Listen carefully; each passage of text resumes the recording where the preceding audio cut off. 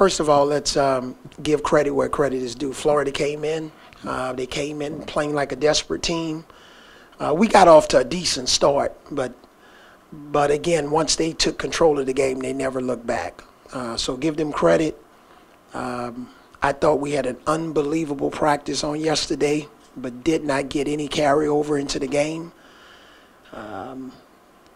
So we just try to figure out, why we're practicing at a high level, but the transfer of energy and information in the games just aren't there. But give Florida credit. They came out trying to even up the series here late in SEC play. They did it. Neither of us protected our home court. But this was a game that, coming off our last performance, I thought, we were going to be ready to play. Got off to a good start. We were up 7-2 early in the game, but after that, they took control of it. Hudson, we basically knew his strengths and weaknesses, but he was a difference maker. We guarded him in Florida, didn't guard him tonight, and boy, he made us pay. He really looked like a, high-level player, experienced player. They look like a team that went to the Elite Eight last year. And so we just got to keep grinding, get back to work, reconvene on Thursday. They'll have a mandatory off day on tomorrow. I wish we could practice, but we can't. And we'll reconvene on Thursday and get ready for Texas A&M. Avery, you guys missed 19 straight field goals at a stretch there in the first half. You went 14 minutes. What happened offensively in the first half? Well, when you're 4 for 30, which we were in the first half, I think you pretty much saw it. Of how many shots that we missed, there were a ton of them we missed in the paint. If you go back and look at the first half, missed layups, wide open threes. So the ball just didn't fall for us. Our offense worked a whole lot better when we were making our shots in the paint. We missed a couple of easy mid-range shots. Sometime they were there, but I saw other times when we drove to the basket, we just didn't finish.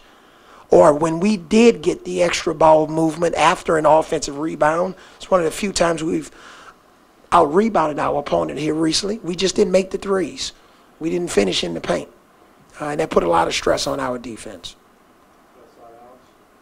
2 questions. What was going through your head during that period when you're missing 19 in a row? And, I mean, as a coach, what are you trying to do to stop that? Well, you're trying to keep them positive. I've seen us make those same shots. And without mentioning our players' names, it wasn't like they were taking bad shots. Those are shots that they normally make. Just unfortunately, we didn't make them today. But did we have poor shot selection on all of those shots? No. Some of those shots were quality shots. We just didn't make them. And we probably had 5 or 7 that kind of rolled around on the rim and popped out for whatever reason. I guess, you kind of touched on it, but just this run this team is in right now, I mean, what is the feel in that locker room right now when you walked in there just now? What they disappointed? I just think it's all about, responsibility. And, I've walked into these press conferences, and obviously I haven't backed away from my responsibility. But I just think collectively we got to be responsible. We got to grow up and be responsible and be mature, and this is a great life lesson. Sometimes in any situation, you own a business, you have a bad week or 10 days, and it doesn't necessarily mean you close down the business. You just try to figure out ways to improve it. And we're in a bad stretch. We've seen other teams in our conference go through bad stretches, whether it's early in SEC play, middle SEC play, like us late in SEC play. But I guarantee you this, we're going to practice and we're going to get on the plane and go play Texas A&M. Is there anything you can put your finger on to say what's changed during these last 4 games since that Tennessee win? You've lost 4 straight. Well, I just think, we just haven't been synchronized on both ends of the floor. We've doing those wins against LSU and Tennessee, we got some pretty good balance, pretty good feeling for what our rotation was, and everybody was playing their part. It didn't help tonight. There's no excuse. It didn't help that Herb went out. They had 5 rebounds in, 7 or 8 minutes and helped us defensively early in the game. But obviously when he went out for the rest of the game, that wasn't something that we were celebrating. We need him on the floor for 18 or 20 minutes. In Florida, he had 6 or 8 points, played great defense on Hudson. Now we don't have him for a long period of time tonight, and our defense suffered. Just head injury. He'll be reevaluated tomorrow. That guy. What was your question? Oh, Herb. Okay. Avery, I know Dante's a leader, but do you think this team lacks a vocal leader? You know, the coaches, you can sit over there and you know how it is. You play. Sometimes the coach, you tune them out. Do you need a vocal, competitive leader on this team on the floor? Or no. Well, yes, every team needs a vocal leader or a quarterback. I think one of the issues is, you know, here's a guy that's shooting 70% from the field and he got 2 attempts. So where does that responsibility lie? First is on me, yes, but, you know, Dante Hall's not getting the ball enough. And obviously he was fighting a little foul trouble tonight in the first half, but when you're shooting 70% from the field and you're 4 for 30 from the field in the first half, it's probably a good idea to look for this guy and look for him. And obviously he needs to get open, but we got to do a better job of getting him the ball because we miss his 14 points and 11 rebounds. And when he's shooting such a high percentage, I don't care if it is on dunks or jump hooks, we got to figure out a way to get him the ball more inside. Coach, with a loss like this, I know this has really been out of character for the team, but where do you go from here? I mean, how do you put the pieces back together? Well, one of the things, Drew, is, and I think you would agree with me on this statement, our season is not over. So let's first of all, let's talk about that. Where do we go from here? Practice on Thursday, okay? And then we get on the plane after we practice on Friday, and we go to A&M and play, and hopefully play at a high level. We've talked all year long about putting a non-conference schedule together with this SEC schedule to build a resume. Now, I know these last 2 losses at home has hurt the resume, but the world's not coming to an end for Alabama basketball. We still have we still have games to play, okay? And we haven't played well at home the last 2 games, and it's not the fans' fault. It's not the nutritionist's fault. It's not the strength and conditioning coach's fault. It's not the athletic trainer's fault. It's not any of our professors' fault at this great university, okay? It's not the people at the dorm or the apartments, all right? We got to look in the mirror, okay? We have more than enough to be successful.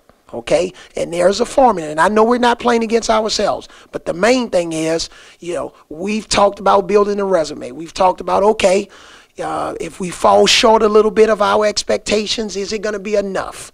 All right, so we have another game to play, and after that game, you go to the SEC tournament.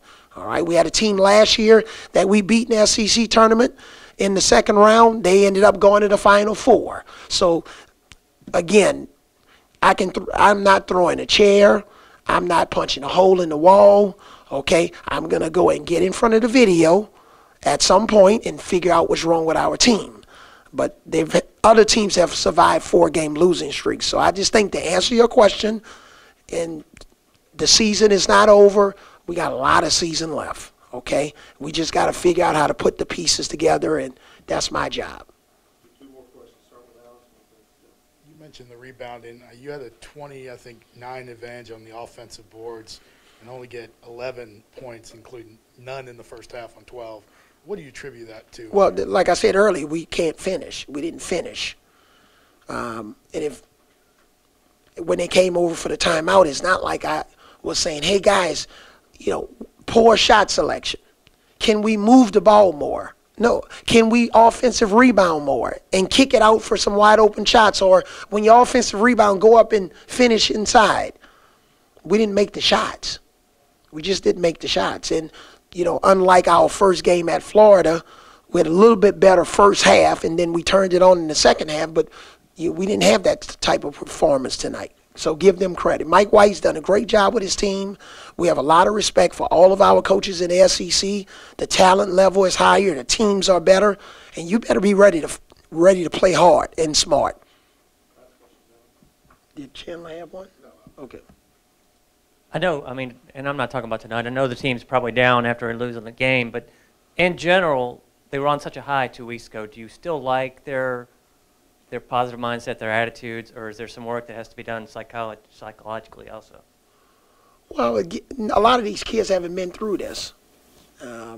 We played against a team that was pretty dejected after losing in the Elite Eight last year. I mean, and I'm assuming that they came back even with their conference record wanting to prove something and trying to have a chance to get back to that level and advance further. We're trying to build our resume so that we can eventually make it to the tournament and try to have a chance to get some experiences that some of these other teams like Arkansas and Florida has. And we're not there yet. So I just think for us, even as disappointed as we are or dejected as we are, you gotta pick yourselves back up and get ready to go back to work, because nobody feels sorry for you in this league. This league is that good. Nobody feels sorry for you. And I just think going on the road against Texas A&M, they're playing much better. They're healthier than when we played them the first time. We just got to give ourselves a chance to win. No, we had one right here. No, that's fine. Okay, all right, thanks.